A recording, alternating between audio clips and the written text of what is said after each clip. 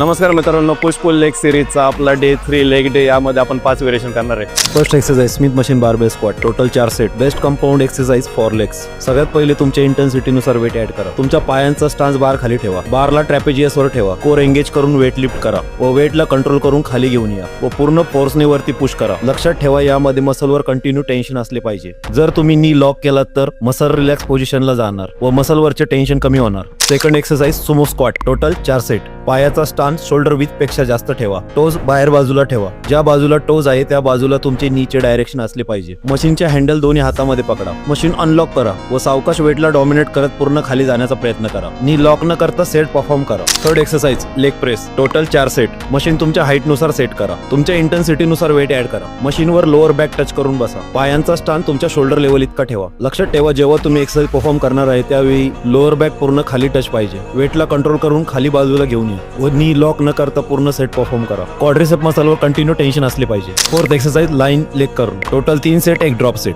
Machine तुमच्या height नुसार set करून घ्या. वेट तुमच्या इंटेन्सिटीनुसार लावा. तुमच्या अँकलवर मशीन पॅड येईल असे झोपा. पायाचे टोज आतील बाजूला घेऊन हिलला तुमच्या ग्लूट्स पर्यंत घेऊन या व सावकाश इसेंट्रिक कॉन्ट्रॅक्शन कडे घेऊन या. फिफ्थ एक्सरसाइज स्टँडिंग काफ रेजेस, टोटल 4 सेट, एक ड्रॉप सेट. मशीन तुमच्या हाईटला सेट करा. वेट ऍड करा. पायाचे टोज मशीन प्लॅटफॉर्मवर ठेवा. मशीन पॅड तुमच्या खांद्यावर घ्या. नीला स्लाइडली बेंड करा व काफ मसल कॉन्ट्रॅक्ट करा. Subscribe for more videos.